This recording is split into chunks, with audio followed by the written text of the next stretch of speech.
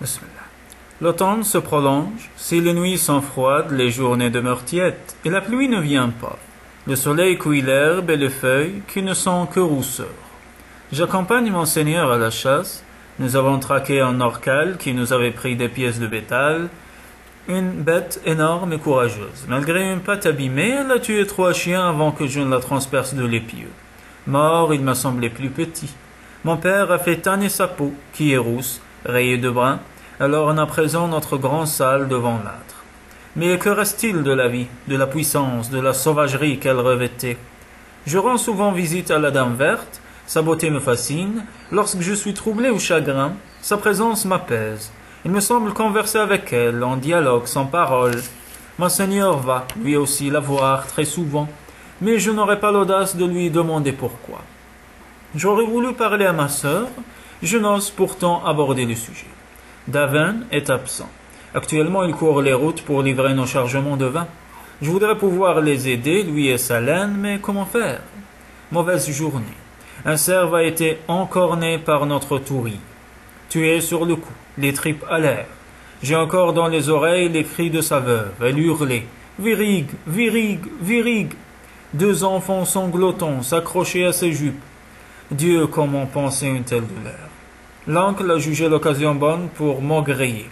Un cerf perdu, pas de quoi en faire un tel drame. Et bien sûr, c'était la faute de mon père si l'homme avait traversé le pré malgré les ordres.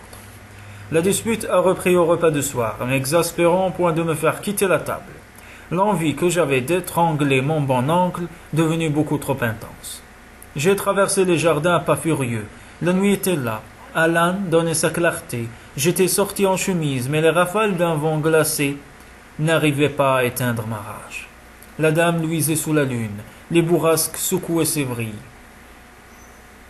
Je la contemplais longuement, l'esprit peu à peu apaisé. Soudainement, les yeux verts dorés sourire. Je ne sus ce qui m'arrivait. J'étais contre la dame, la serrant dans mes bras, plongeant dans une bouche qui sentait le fruit, perdant toute raison. Les vrilles glissaient sous ma chemise, caressaient ma peau. Attends, il faut que je rentre mes racines, aide-moi à déterrer mes pieds. La voix était réelle, douce mais exigeante. Je grattais comme un chien aux chevilles de la dame, puis je fus couché sur elle, affolé. Les vrilles retiraient ma chemise, débouclaient ma ceinture, dénouaient mes lacets, enveloppaient mon sexe. Une étincelle de raison me rappela qu'elle n'était pas femme. La voix chaude me rassura. Je m'ouvrirai pour toi.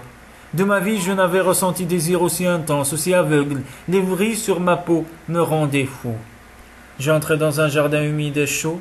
La dame se mouvait sous moi et j'apprenais l'amour. Comme un novice, longuement. L'explosion finale me tua. Je restais inerte, trop anéanti pour pouvoir bouger. J'étais trempé de sueur, mon cœur cognait mes côtes allaient défoncer. J'avais ma bouche sur le cou satiné de la dame. Elle riait, un rire chaud et tendre qui entrait dans ma tête en taches de lumière verte. Alors, petit homme, je ne sais quelle sotte vanité blessée me fit répondre. Je ne suis pas petit. Tu es si jeune. Vous n'êtes pas vieille. Si, très, par rapport à toi. Mais vous êtes femme et vous parlez. Jusqu'alors, j'avais été trop occupé pour m'étonner. À présent, l'étrangeté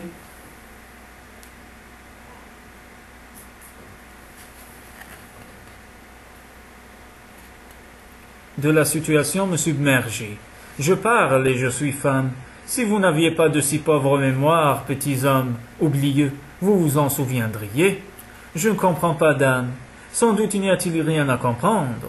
Le rire devenait mon cœur. J'avais la tête emplie de questions. Comment pouvait-elle ainsi sortir de terre? Ses pieds effilés n'étaient qu'ébauches, plus étroits que des pieds humains, sans orteils. Je n'y voyais nulle trace de racines. À l'instant même où je m'en étonnais, un fouillis de vrilles pointa et se résorba. Nos racines sont rétractiles. Lisez-vous mes pensées? J'en étais plus irrité que surpris, l'idée qu'elle pût ainsi lire en moi.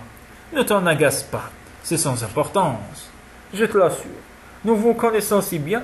Autrefois, nous avions de bonnes relations. J'ai obtenu le droit de les reprendre à condition d'être très prudente. Vois-tu, pour ta race, je suis très âgé, mais pour la mienne, je suis très jeune.